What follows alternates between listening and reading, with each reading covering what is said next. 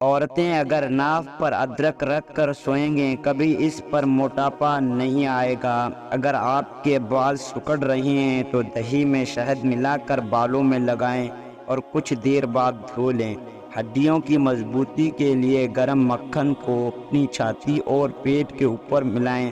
دہی میں پانی ملا کر چہرے پر لگانے سے جلد نرم پڑتی ہے اور داغ دھبے کم ہوتے ہیں۔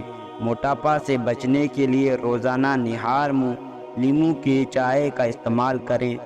ہلدی کو گرم دودھ میں ملا کر پینے سے آنتوں کی صحت میں بہتری آتی ہے۔ سینے کی جلن کو کم کرنے کے لیے پانی میں سونف زیرہ بھگو کر پئیں۔ اپنے کھانے میں روزانہ ہلدی کا استعمال کریں، یہ جگر کو صاف رکھتی ہے اور اس کی صحت بہتری ہوتی ہے۔ ناشتہ میں کھجور کھانے سے انسان جادو ٹونے سے محفوظ رہتا ہے۔ اگر پیٹ کی کوئی بھی بیماری ہو تو کھانے میں مسرور کی دال کا استعمال کریں۔ لیموں کا رس پی لیا کرو، چہرے کی جھریاں ختم ہو جائیں گی۔ شہد اور نمک کو برابر مقدار میں ملا کر جلیوں پر لگائیں، اس سے جلیاں جل پر خشک ہو کر گر جائیں گے۔ آلو کے چھلکوں کو خشک کر کے پاؤں پر ملائیں، یہ موٹاپا کو کم کرنے میں مدد فراہم کرتا ہے۔ اگر آپ کا قد نہیں بڑھ رہا ہے تو رات کو سوتے وقت پاؤں کی مساج کریں۔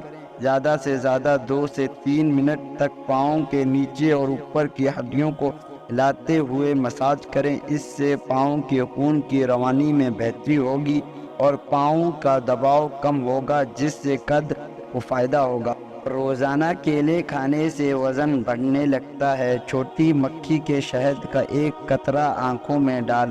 ناشتے میں شہد کا استعمال کرنے سے آپ کی جلد چمکدار اور ملائم رہے گی۔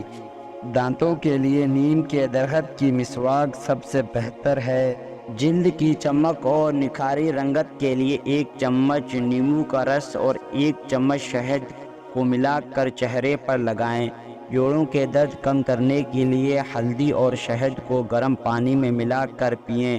بالوں کو لمبا اور گھنا بنانے کے لیے ناریل کا تیل گرم کر کے بالوں کی جڑیوں میں لگائیں۔ بدن کی بدبو کے لیے چائے کی پتیوں کو پانی میں ابال کر نہار منہ دھوئیں۔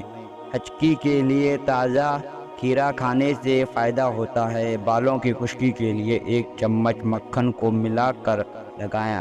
آنکھوں کی خارش کے لیے گلاب کا پانی اور پانی کے بیج میں کپڑا لپیٹ کر آنکھوں پر